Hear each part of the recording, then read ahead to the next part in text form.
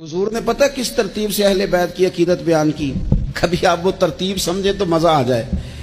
حضور فرمانے لگے رب سے محبت کرو کہ وہ تمہیں نعمتیں دیتا ہے، اور مجھ سے محبت کرو کہ میں اللہ کا محبوب ہوں، اور میری اولاد سے پیار کرو اس لیے کہ وہ میری اولاد ہے۔ آپ کبھی حدیث کی ترتیب دیکھیں نا تو سارے ذائقے ایک ہی حدیث پاک میں انسان کو مکمل ملتے ہیں۔ رب سے محبت کرو نعمتیں دیتا ہے، مجھ سے پیار کرو میں اس کا رسول بن کے آیا ہوں، اور میرے حسن سے، میرے حسین سے، میری بیٹیوں سے، میری شہزادیوں سے، اولادوں سے پیار کرو اس لیے کہ وہ میری اولاد ہیں۔ اپنے دلوں میں ان کے لیے جذبات ہوں۔ دیکھیں ایک دن حضور سید عالم صلی اللہ علیہ وسلم نے نا حضرت فاطمہ الزہرا سے فرمایا رات میں تمہارے گھر میں آ کے قیام کروں گا۔ تو حضرت فاطمہ الزہرا نے کہا یا رسول اللہ یہ تو بڑے نصیب جاگ گئے، رات حضور گھر تشریف لے گئے۔ ہمارے ہاں جو آدمی تھوڑا سا بھی کسی عہدے پہ چلا جاتا ہے وہ بچوں کو ٹائم نہیں دیتا، نہ وہ پسند کرتا ہے، اور ہمارے دیہاتوں میں تو ویسے ہی لوگ سمجھتے تھے کہ یہ توہین ہے، یعنی اپنا بچہ بھی موٹر سائیکل پہ بٹھا کے اگر لے کے گئے نا اسے دکان سے کوئی چیز کھلانے تو لوگ کیا کہیں گے تجھے بچے کھلانے پڑتے ہیں۔ یہ عجیب و غریب ہم نے اپنی زندگی میں ماحول بنایا ہے۔ تو حضور نے فرمایا فاطمہ میں رات آپ کے گھر میں قیام کروں گا۔ سیدہ نے کہا یا رسول اللہ بسم اللہ، یہ تو کمال ہو گئی۔ حضور نے رات وہاں قیام کیا، امام حسن نے دودھ مانگا۔ اچھا حدیث کے راوی مولا علی شیر خدا ہیں، کہتے ہیں میں چپ کر کے سو رہا تھا، میں نے سائیڈ پہ چادر اوڑھی اور میں آرام کر رہا تھا، امام حسن نے دودھ مانگا۔ سیدہ فاطمہ اٹھنے لگیں تو فرمایا نہیں فاطمہ آج میرے ساتھ سوئے ہیں، دودھ بھی میں ہی پلاؤں گا۔ حضور اٹھے، بکری کا دودھ دھویا، پھر اسے برتن میں ڈالا۔ ابھی حضور امام حسن کو دینے لگے تھے کہ امام حسین نے بھی مانگ لیا۔ تو حضور نے فرمایا نہیں بھائی پہلے حسن کو ملے گا۔ تو حضرت فاطمہ رضی اللہ تعالیٰ عنہ عرض کرنے لگی یا رسول اللہ لگتا ہے حسن سے زیادہ پیار ہے۔ فرمایا نہیں فاطمہ پیارے دونوں ہی بڑے ہیں، پر مانگا پہلے حسن نے ہے نا، مانگا پہلے حسن میں۔ پھر حضور فرمانے لگے، حضرت علی فرماتے ہیں، کہتے ہیں حضور فرمانے لگے فاطمہ تو بھی، میں بھی، حسن بھی، حسین بھی، اور یہ جو سو رہا ہے، کہتے ہیں میں تو چادر اوڑھی ہوئی تھی نا۔ فرمایا فاطمہ میں بھی، تو بھی، حسنین بھی، اور یہ جو سو رہے ہیں فرمایا سارے مل کے جنت میں داخل ہوں گے۔ حضرت ابو بکر صدیق رضی اللہ تعالیٰ عنہ امیر المومنین ہیں۔ آپ نے کبھی آسانیاں دیکھی ہیں گورنر کے گھر میں، وزیر اعلیٰ کے گھر میں، وزیروں کے گھروں میں کیا نظام ہے، کیا جناب دنیا ہی الگ ہے۔ کبھی سیٹھوں نوابوں کے ہاں آپ دیکھیں کس طرح کا جناب ان کا رہن سہن ہے، بالکل دنیا ہی اور ہے۔ حضرت ابوبکر صدیق امیر المومنین ہے، پیاس لگی تو پانی مانگا، لوگوں نے شہد ملا کے پانی پیش کیا، پانی منہ کے قریب گیا تو جناب صدیق اکبر کے بغیر کسی اختیار کے چھم چھم آنسو بہے۔ اتنا روئے کہ لوگ کہتے ہمیں پتہ کوئی نہیں تھا بات کیا ہے، پر ابو بکر کا رونا دیکھ کے ہمارا بھی رونا نکل گیا۔ پتہ نہیں تھا ہوا کیا ہے، کس وجہ سے رو رہے یہ نہیں پتا تھا، ان کو روتے دیکھا تو ہم بھی رو پڑے۔ دیر تک وہ آہیں لیتے رہے، سسکیاں بھرتے رہے، آنسو بہاتے رہے، تڑپتے رہے، لوٹ پوٹ ہوتے رہے۔ عجیب کیفیت ہم نے دیکھی۔ بڑی دیر کے بعد وہ سنبھلے، عرض کی امیر المومنین ہمیں بھی بتلائیے اتنے آنسو۔ جناب صدیق اکبر رضی اللہ تعالیٰ عنہ فرمانے لگے میں نا ایک دن حضور کی بارگاہ میں حاضر تھا، تو نبی کریم علیہ السلام کسی چیز کو فرما رہے تھے ہٹ جا مجھ سے دور ہو جا، مجھ سے دور ہو جا، مجھ سے دور ہو جا۔ تو فرماتے ہیں میں نے بعد میں عرض کی حضور آپ کس چیز کو ہٹا رہے تھے؟ تو حضور فرمانے لگے میرے پاس دنیا آئی تھی تو میں نے اسے کہا تو مجھ سے دور ہو جا، میرے قریب نہ، دور ہو جا۔ تو حضور فرماتے ہیں وہ مجھ سے چلی گئی، پر جاتی دفعہ کہہ گئی ہے کہ حضور آپ نے تو مجھے اپنے سے دور کر دیا، پر آپ کے بعد والے مجھ سے بچ نہیں سکیں گے، وہ مجھے قبول کر لیں گے، وہ مجھے بڑی بڑی سیف الماریوں میں جگہ دیں گے، وہ تجوریوں میں بھر لیں گے، وہ مجھے رکھ لیں گے، پسند کر لیں گے۔ حضور نے فرمایا تو ہٹ جا۔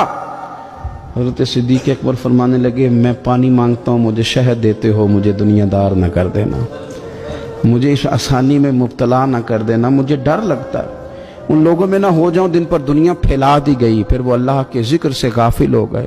بھائی کتنے دکھ کی بات ہے کہ کچھ لوگوں نے پچھلے رمضان شریف کو قرآن مجید کھولا تھا اور اگلا رمضان آ گیا ہے، ابھی تک لوگوں نے قرآن شریف دوبارہ نہیں کھولا. یعنی ایک مہینے میں بھی ایک قرآن شریف ہم ختم نہیں کر پاتے. کیا ہم روز فون نہیں سنتے؟ کیا ہمارے پاس جو SMS آتے ہیں ان کے جواب نہیں دیتے؟ کیا ہم اپنی مرضی سے اپنی طبیعت کے مطابق نیند پوری نہیں کرتے؟ کیا ہفتے میں 1-2 دفعہ ہم باہر سے جا کے کھانا کھانے کا پلان نہیں کرتے؟ سارے کام ہم کر رہے ہیں، ٹائم نکل رہا ہے، دوستوں کے ساتھ ملاقاتیں ہو رہی ہیں، خوش گپیاں جاری، تو کیا وجہ ہے قرآن پاک ہمارا مہینے میں 1 دفعہ ختم کیوں نہیں ہوتا؟ درود پاک کی مجالس ہم قائم کیوں نہیں کرتے؟ ہم کیوں نہیں اپنے آپ کو تھوڑا سا وقت دیتے؟ کیوں نہیں ہم اپنی روحانی زندگی کو آباد کرنے کے لیے تھوڑا سا آگے بڑھتے؟ کیوں نہیں وظائف پابندی سے پڑھتے؟ کیوں فجر سے تھوڑا پہلے ہماری آنکھ نہیں کھلتی؟ غافلوں والی زندگی نہ گزارے. ورنہ یاد رکھیں، ہماری آنکھ اس وقت کھلتی ہے جب آنکھ بند ہونے کا وقت آ جاتا ہے. اس وقت آنکھ کھولیں گے تو اس کا فائدہ کوئی نہیں ہوگا. اب وقت ہے، اب وقت ہے اپنے آپ کو ذہنی طور پر تیار کریں. ابو بکر صدیق فرماتے ہیں کہ میں نے پہلے سخت بات کی تھی، پھر مجھے احساس ہوا تو میں نے عمر سے معافی مانگی، لیکن سیدنا عمر کے مزاج میں جلال تھا، طبیعت میں. انہوں نے معاف کرنے سے انکار کر دیا. حضرت صدیق اکبر وہاں سے نکلے اور سیدھے نبی کریم کی بارگاہ میں حاضر ہوئے. تھوڑی دیر گزری تو حضرت عمر کہتے ہیں مجھے بھی احساس ہوا کہ ارے یار، جب حضرت ابو بکر نے درگزر کا کہا تھا تو مجھے کر دینا چاہیے تھا، میں نے بات کو طول دیا. فرماتے ہیں میں ان کے گھر گیا تو پتا چلا وہ تو حضور کی بارگاہ میں گئے. فرماتے ہیں میں وہاں سے نکلا، نبی کریم کی بارگاہ میں حاضر ہوا. حضرت صدیق اکبر نے بات سنا دی تھی، یا رسول اللہ صلی اللہ علیہ وسلم مجھ سے ایک سخت بات ہو گئی.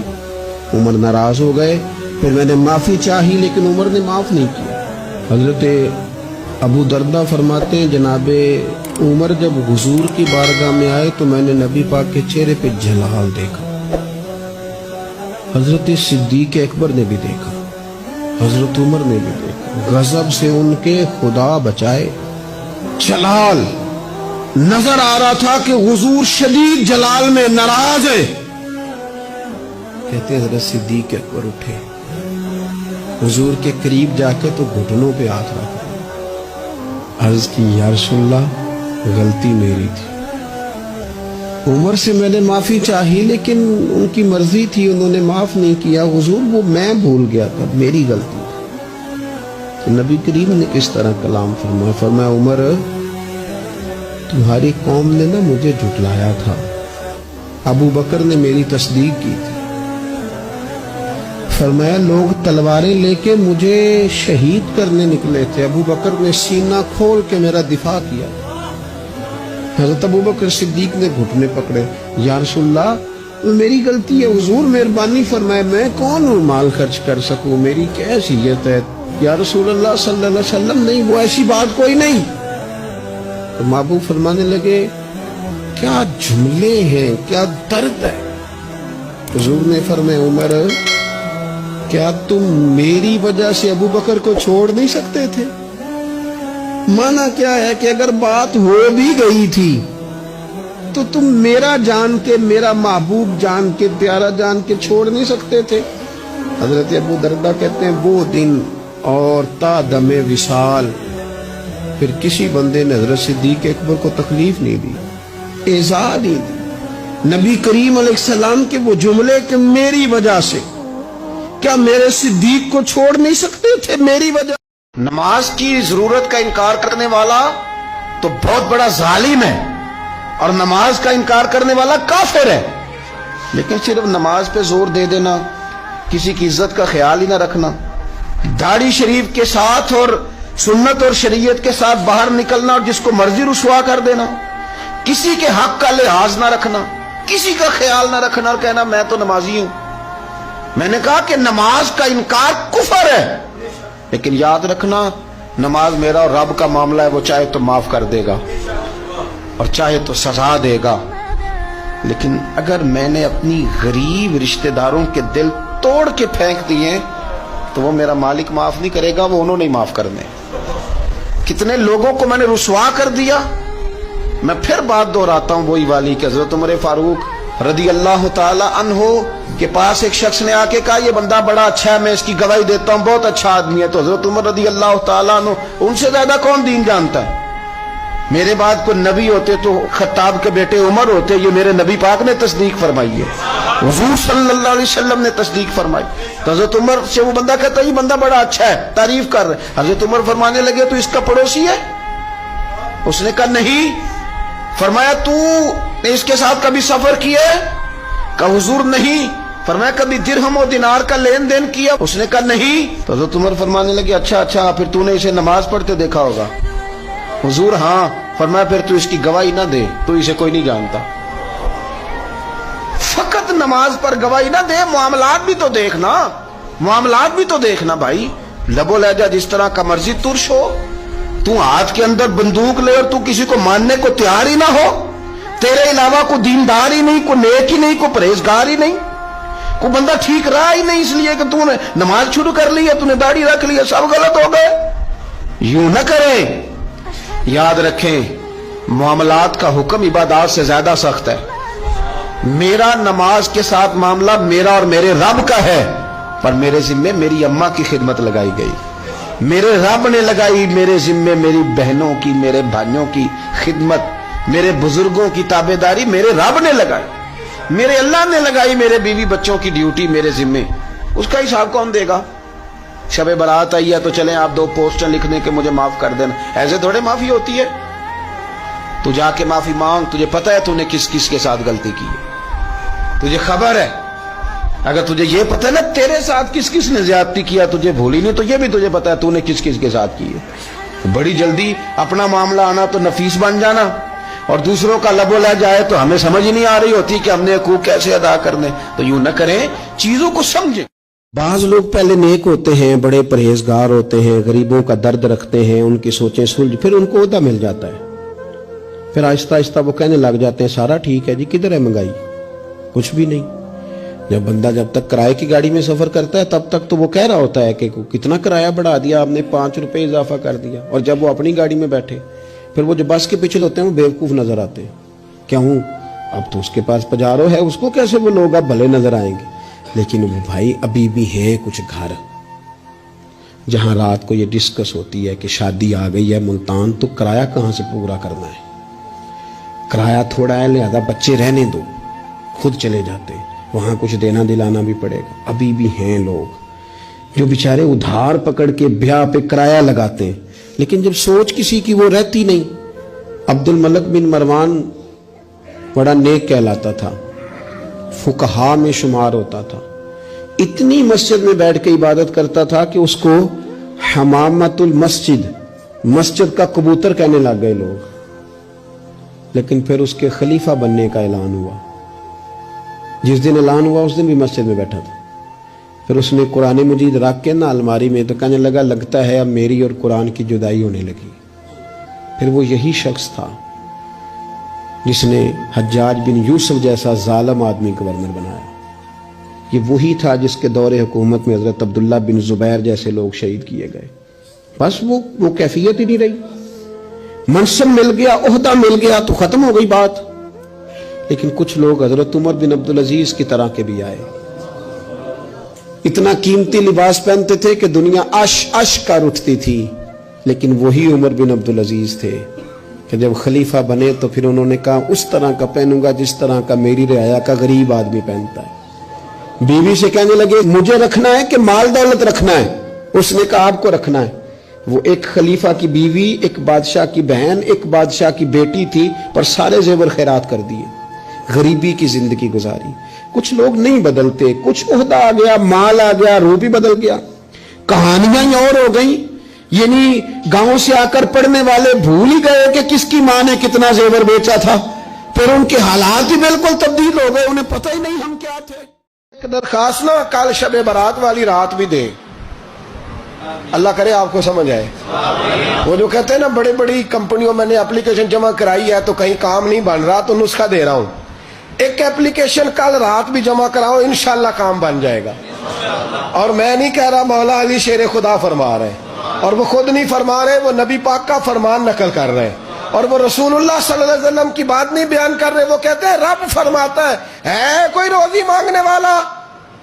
سارے سیٹھوں، نوابوں، جاگیرداروں کے پاس جا جا کے تھک گئے ہو، ایک دن میرے کہنے پر، ایک رات، ایک دیہڑی ذرا شب برات والی لگا کے تو دیکھو، پر شرط یہ ہے کہ یقین کامل ہو، ارادہ یہ، مطلب اللہ معاف کرے آپ نے ناراض نہیں ہونا، لیکن وہ ماحول اس طرح کا ہے کہ شب برات پہ ایک دو ساتھی کو کہا رات کو عبادت کر کہتے جی وہ تو ٹھیک ہے پر سویرے چھٹی نہیں، کام کرنا ہے۔ یعنی رب کہہ رہا ہے کہ تو آ جا شب برات کی رات، جو مانگے گا وہ تجھے، لیکن یہ ادھر نہیں توجہ کر رہا، یہ کہتا ہے سویرے 10 بجے دکان نہ کھلی تو مشکل ہو جائے گی، دفتر میں گیا تو حالات آپ دیکھیں ذرا۔ اب جب یقین اس طرح کا ہو تو پھر تو بھائی ساری زندگی اداروں میں درخواستیں دینی ہے، پھر آپ جیسا آپ کا مزاج ہوگا، اللہ تعالیٰ تو بندے کے گمان کے قریب ہے۔ تو میرے رسول پاک علیہ السلام نے ہمیں یہ میسج دیا، پیغام دیا، فرمائے اس رات جو اولاد مانگے گا رب اسے بھی عطا فرمائے گا، اس رات جو اللہ سے بخشش مانگے گا اللہ اسے بھی دے گا، اس رات جو رب کریم سے عزت مانگے گا اللہ اسے بھی عطا کرے گا۔ شارحین نے لکھا اس رات جو رب سے پردہ پوشی مانگے گا اللہ اسے پردہ پوشی بھی عطا کرے گا، جو جنت کا سوالی ہوگا رب اپنے فضل سے عطا فرمائے گا۔ کوشش فرمائے، کوشش فرمائے۔ 10 محرم کو ہمارے ہاں لوگ جاتے ہیں قبرستان، وہ کسی حدیث سے ثابت نہیں، میں منع نہیں کر رہا، جائیں، 9 محرم کو جائیں، 10 کو جائیں، 11 کو جائیں، 8 کو جائیں، سفر میں جائیں، ربیع الاول میں جائیں، قبرستان میں جب بھی جائیں، منع نہیں ہے، لیکن شب برات والی رات تو خود رسول کریم گئے ہیں نا قبرستان۔ اب جو بات میں نے سمجھانی ہے اس کو سمجھیں، نبی پاک کی والدہ کا مزار نہیں ہے وہاں جنت البقیع میں، حضور کے کو بھائی بہن، حضور کیا کرنے گئے؟ امت کی بخشش کے لیے گئے۔ شب برات کی رات لالچی نہ بنے کہ صرف میں نے اپنے لیے روزی مانگنی ہے، کل امت کے لیے مانگے، رب کریم سے مانگے، اپنے بھائی کے لیے مانگے، اپنی بہن کے لیے مانگے، اپنے بیٹے کے لیے مانگے، اپنی بیٹی کے لیے مانگے، اللہ کریم یہ مانگنے کی رات ہے۔ پچھلی راتی رحمت رب دی کرے بلند آوازہ، بخشش منگن وارے کارن کھلا جے دروازہ، آئیں اللہ کی بارگاہ میں اس رات کو کھل کے دعا مانگیں۔ قبرستانوں میں نا کچھ قبریں ایسی ہیں کہ جو بتاتی ہیں کہ سالوں بیت گئے ہیں کوئی آیا نہیں، کچھ قبریں بتاتی ہیں، اور کچھ بڑے قبرستان بڑے شہروں میں ایسے بھی ہیں کہ جن کا گورکن کہتا ہے کہ مجھے کمیٹی نے کہہ دیا ہے جہاں 4-5 سال کوئی نہ آئے وہاں نئی قبر بنا دیا کرو، وہاں نئی قبر بن جاتی ہے معاذ اللہ۔ او بھائی کچھ ہیں ایسے، کچھ ہیں، یہ جائیں نا اکبر بادشاہ یہاں لیٹا ہے لاہور میں تو شعر لکھا ہوا ہے، بر مزارے ماں غریباں نے گلے پروانہ سوزز نے صدائے بلبلے، فارسی کا مقولہ لکھا ہے اس کی قبر پہ، کہتا ہے میں وہ غریب ہوں، اعلیٰ بادشاہ ہے مقبرے میں لیٹا ہے، کہتا ہے میں وہ غریب ہوں کہ نہ یہاں کوئی پروانہ آتا ہے نہ بلبل آ کے گیت گاتی، کوئی آتا ہی نہیں، کوئی فاتحہ نہیں پڑھتا، کوئی فاتحہ نہیں پڑھتا۔ او بھائی کئی قبریں ایسی ہیں جن پہ سالوں بیت گئے کوئی لوٹا نہیں۔ اور مشکات میں حدیث ہے، میرے نبی کریم علیہ السلام نے فرمایا جو قبر میں ہوتا ہے وہ تو اس آدمی کی طرح ہے جو دریا میں ڈوب رہا ہے اور وہ انتظار کر رہا ہے کہ میرا بیٹا میرے لیے دعا مانگے، میری بیٹی دعا مانگے، پر بیٹے کو تو 27 سال ہو گئے، ملک سے باہر ہے، کاغذ بنے گے تو ابے کی قبر پہ آئے گا نا، اس کے تو کاغذ۔ حضرت خضر کے بارے میں مختلف روایات ہیں کہ یہ ولی ہیں کہ نبی ہیں، لیکن مضبوط رائے اکثر بزرگوں کی یہی ہے کہ یہ بھی اللہ کے نبی ہیں، اور بعض نے لکھا ہے یہ ہمیشہ سے زندہ ہیں۔ یہ 2 اللہ کے نبی حضرت الیاس علیہ السلام اور حضرت خضر علیہ السلام، یہ دونوں ہر سال حج میں بھی جاتے ہیں، ہر سال حج میں بھی جاتے ہیں، کیونکہ ایک روایت ملتی ہے کہ محبوب کریم علیہ السلام حج پہ گئے تو فرمایا میں الیاس اور خضر کو پہاڑوں سے اترتے ہوئے دیکھ رہا ہوں۔ تو جن کو اللہ نے کھلی آنکھیں دی ہوتی ہیں پھر انہیں زیارت بھی ہوتی ہے، انہیں یہ نظر بھی آتے ہیں۔ حضرت خضر علیہ السلام کو اللہ نے علم لدنی عطا فرمایا۔ یہ علم لدنی اللہ جس کو اپنے پاس سے عطا کر دے اس کو علم لدنی کہتے ہیں۔ حضرت موسیٰ علیہ السلام ایک دن تقریر کرتے ہوئے کسی نے پوچھا کہ آپ سب سے بڑے عالم ہیں، فرمایا الحمدللہ تو اللہ کریم نے فرمایا نہیں ہے موسیٰ کلیم آپ سے بڑے بڑے بھی ہیں،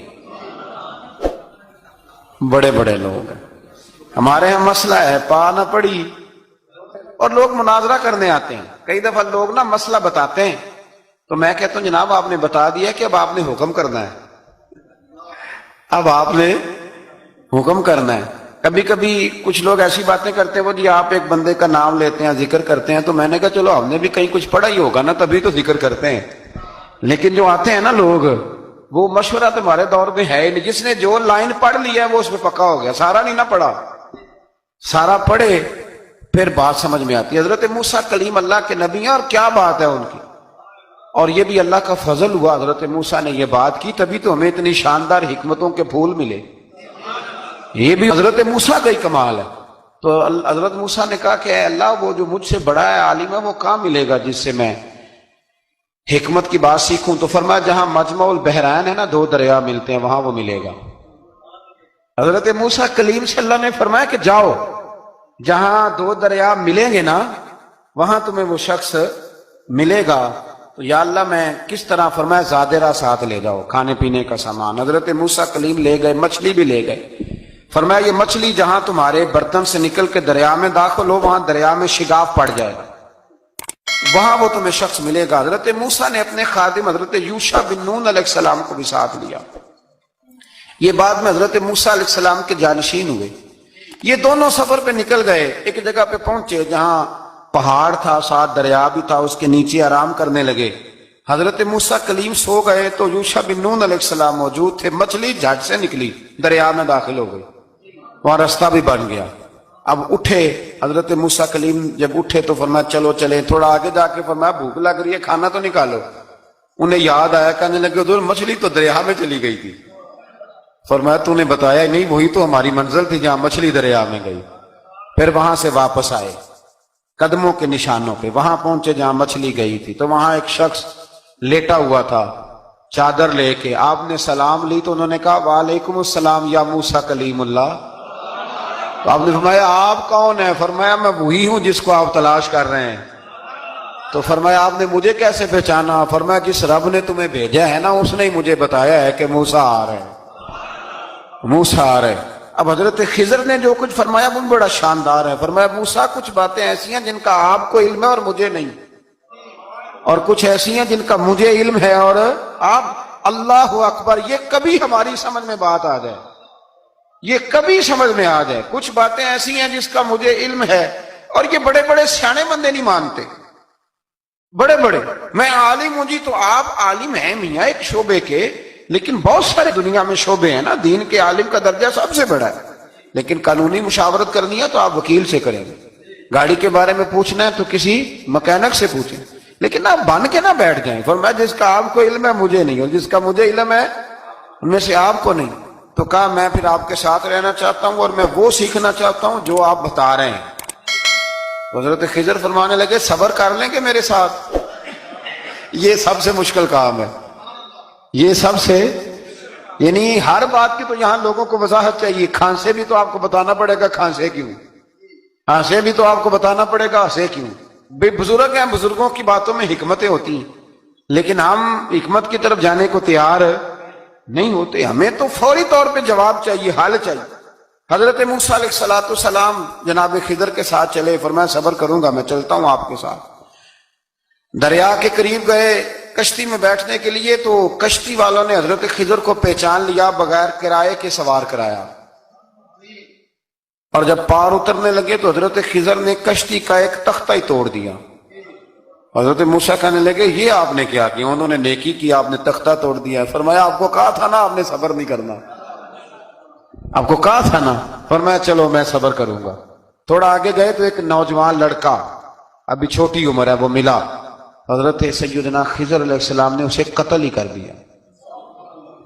فرمانے لگے آپ نے قتل ہی کر دیا؟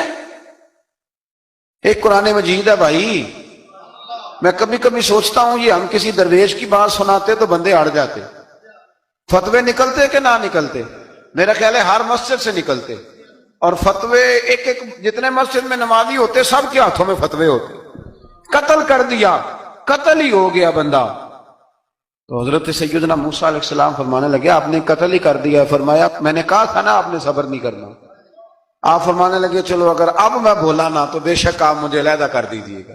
حضرت موسیٰ کلیم اب بولا تو علیحدہ کر دیا. ایک بستی میں داخل ہوئے, بستی کے لوگوں سے پانی مانگا تو انہوں نے پانی بھی نہ دیا, آرام کرنے کو جگہ بھی نہ دی, پر وہاں ایک دیوار گر رہی تھی. حضرت خضر علیہ السلام نے سیدھی کرنی شروع کر دی, ساری دیوار بنائی. تو حضرت موسیٰ کہنے لگے کن لوگوں کی خدمت کر رہے ہو جنہوں نے پانی بھی نہیں دیا, انہوں نے پانی تک نہیں پوچھا. فرمانے لگے بس بھیا آپ نے وعدہ کیا تھا کہ اب بولیں گے تو بے شک علیحدہ کر دینا, آپ بولیں اب آپ کا اور میرا ساتھ زیادہ نہیں چل سکتا, آپ بولیں. جو بول پڑے نا غلامی کرے تو رستے لمبے چلتے ہیں, اور جو بولے نا جس کو وضاحت چاہیے ہو وہ غلام نہیں ہوتا, اس کے ساتھ پھر باتیں لمبی. ہاں تو آنکھ بند کر کے چل, ہاں آزم جاتے لائیے ہی نہ تجھے لائیے تھے, پھر آنکھ بند کر کے پیچھے چل کے بات ختم ہو گئی. حضرت خضر علیہ السلام نے جب کہا نا کہ اب آپ کا وعدہ ختم ہو گیا, فرمایا میں آپ کو جانے سے پہلے حکمت بتاتا ہوں. یہ وہ علم ہے جو اللہ نے مجھے اپنے پاس سے عطا فرمایا ہے, یہ وہ ہے جو علم لدنی ہے. کہا جناب کیا مطلب؟ فرمایا وہ جو میں نے تختہ توڑا تھا نا تو یہ مسکین بچے ہیں جن کی کشتی تھی, تو دریا کے اس پار بادشاہ کھڑا تھا, وہ جو صحیح صحیح کشتیاں ہوتی تھی قبضے کر لیتا تھا, اور جو تھوڑی سی ٹوٹی پھوٹی ہوتی تھی نا وہ چھوڑ دیا کرتا تھا. تو میں نے تھوڑی سی کشتی ان کی اس لیے توڑ دی ہے تاکہ دیکھے گا تو چھوڑ دے گا, اس لیے میں نے بھلا کیا ہے. اور فرمایا وہ جو بچہ میں نے قتل کیا نا وہ شروع سے ہی کفر کا دل دادا تھا, اس کے ماں باپ نیک تھے, اگر بڑا ہوتا جوان ہوتا تو ہو سکتا ہے ماں باپ کو بھی کفر میں مبتلا کر دے. اب اس کے بدلے اللہ انہیں صالح بیٹا عطا فرمائے گا. تو یہ بھی میں نے اللہ کے دیے ہوئے علم سے کیا. اور فرمایا یہ جو دیوار میں نے نبی ہو کے یا ولی ہو کے مزدوری کر کے دیوار بنائی ہے نا, اللہ اکبر. فرمایا یہ دیوار عام لوگوں کی نہیں, یہ یتیم بچوں کا خزانہ ہے دیوار کے نیچے. یہ گر جاتی تو خزانہ ظاہر ہو جاتا, اور بچائی اس لیے ہے کہ وَكَانَ أَبُوهُمَا صَالِحًا, ان بچوں کا باپ نیک آدمی تھا, ان کا باپ. قاضی ثناء اللہ صاحب پانی پتی فرماتے ہیں ڈائریکٹ باپ نہیں تھا, 7ویں نسل میں جا کے باپ بنتا تھا. سن لیں یہ بھی بات, ایک بندہ نیک ہو تو اس کی 7 نسلوں تک رب خزانوں کی بھی حفاظت فرماتا ہے. اب آپ اندازہ فرمائیں کہ بات کتنی دور تک جاتی ہے. بزرگوں کی باتوں میں نا حکمتیں ہوتی ہیں, دانائیاں ہوتی ہیں. یہ طریقت کے جو لوگ ہوتے ہیں انہیں سبق یہ دیا جاتا ہے کہ آمنا و صدقنا, ماننا ہے اور تصدیق کرنی. سنا ہے 14 فروری کوئی ڈے منایا جاتا, اور اس میں کچھ لڑکے جو ہیں وہ یہ کہتے ہیں کہ یہ ایک انٹرنیشنل دن ہے جس میں ہم نے پھول دینا ہے کسی لڑکی کو, اظہار محبت کرنا ہے. ایک سنار کے بارے میں عارف رومی نے لکھا ہے کہ وہ نا اس نے بے اولاد تھا تو اس نے ایک بچہ لے کے پال لیا. تو بچہ اس کو باپ کہتا تھا, اس کی بیوی کو ماں کہتا تھا. انہوں نے لے پالک بچہ تھا, اور یہ لوگ جن کی اولاد نہیں ہوتی ترس جاتے ہیں, کئی لوگ ترسے ہوئے لوگ تھے. بچے کو لے لیا, پالا, وہ بچے نے بھی حد کر دی فرما برداری. اب وہ جوان ہو گیا, بڑا خوبصورت جوان ہوا. وہ سنار کہتا ہے کہ ساری زندگی میں نے صفائی میں نیکی میں گزار دی. ایک دن دکان کے پہ ایک عورت آئی تو وہ کہنے لگی یہ چوڑیاں مجھے خود سے آپ پہنا دیں. وہ کہتا ہے میں نے جب اس کا ہاتھ پکڑا تو میرے دل میں غلط خیال آ گیا, میں نے غلط نظریے سے اس کا ہاتھ پکڑا, اور جب میں نے اس کا وہ ہاتھ اس نظریے سے پکڑ لیا, تھام لیا, بہرحال وہ چلی گئی, لیکن وہ میرے ذہن کے اندر ناپاکی آ گئی. تو میں گھر گیا تو میری بیوی باہر کھڑی تھی اور رو رہی تھی, تڑپ رہی تھی. میں نے اسے کہا کیا ہوا؟ تو وہ کہنے لگی کہ بچہ ساری زندگی فرما بردار رہا, میں نے ماں بن کے پالا, پر آج اس نے غلط ذہن سے میرا ہاتھ پکڑ لیا ہے, اور میں تڑپ گئی ہوں, ٹوٹ گئی ہوں کہ یہ اگرچہ لے پالک تھا, کسی کا تھا, پر میں نے تو پتر سمجھ کے پالا تھا, یہ کیا ہوا؟ وہ کہتا میری چیخ نکل گئی. تو میں نے اسے کہا کہ یہ اس کی غلطی نہیں, یہ میری غلطی ہے. میں نے باہر آج نظر گندی کی ہے تو رب نے مجھے سزا دی, یہ مجھے سزا ملی ہے. تو کسی کی بہن کو پھول بھیجنا چاہتا ہے تو اگر اسی رات تیری بہن کو پھول آ گیا تو کسی کی بیٹی پر گندی نظر ڈالتا ہے تو اگر یہ تیرے گھر میں یہ قرض چکانا پڑا. وہ ایک دوست ہے تو وہ پسند کی شادی کر رہا تھا اس کے گھر میں, تو اس کی بہن نے کہا ہے اس سے, اس کی بہن نے کہا, اس نے کہا بھائی تو مرضی کی شادی کر رہا ہے, میرا ابا اپنی پگڑی تیرے پیروں میں رکھتا ہے, ماں دوپٹہ رکھتی ہے کہ بیٹے ہم تباہ ہو جائیں گے, نہ کر. اور آج اگر تیرا یہ حال ہے تو پھر مجھے بھی اجازت دے، میں بھی مرضی کی شادی کروں. تو وہ کانپ گیا بری طرح سے. وہ کہتا ہے یہ تو کیا کہہ رہی ہے؟ اس نے کہا تو تیرے لیے اگر یہ جائز ہے تو میرے لیے کیسے منع ہو گیا؟ تو یہ کوئی مہذب قومیں نہیں جو ایسے کرتی ہیں. یہ کوئی تعلیم یافتہ ہونے کی یا گورا چٹا ہونے کی علامت ہے؟ کیا آپ کسی کو پھول بھیجیں گے؟ شرم نہیں آتی؟ مہذب قوم اور شریف لوگ کون ہوتے ہیں؟ میرے نبی کریم علیہ السلام نے فرمایا الحیاء من الایمان، حیا تو ایمان کا حصہ ہے. اگر تیری نظر زیادہ جھکی ہوئی ہے تو زیادہ حیا والا ہے. اس لیے یہ کوئی گند مند کسی جگہ بھی کسی شخص کو کرنے کی اجازت نہیں، ورنہ یاد رکھیں. اس لیے کہ جب آپ کے گھر میں بہو بیٹیاں ہیں، بہنیں ہیں، پھر بھی آپ یہ ذوق بنائیں تو پھر پتہ نہیں کیا سوچتی ہے دنیا، کہاں رکیں گے. اس لیے یہ ساری رسومات ان لوگوں کی ہیں جو بے حیائی کو پروموٹ کرتے ہیں، اور پھر طرح طرح کے وائرس ان کی زندگیوں میں آتے ہیں، پھر ان کی لاشوں سے تعفن نکلتا ہے، تعفن. اور پھر یہ حال ہوتا ہے کہ وہ دفنانے کے نہیں جلائے جانے کے قابل ہو. اللہ سے ڈریں، اللہ ہمارے حال پہ رحم فرمائے. اس لیے کوئی ایسی غلط حرکت نہیں کریں، بچوں پر نظر رکھیں. اللہ ہمیں سمجھنے کی توفیق عطا فرمائے.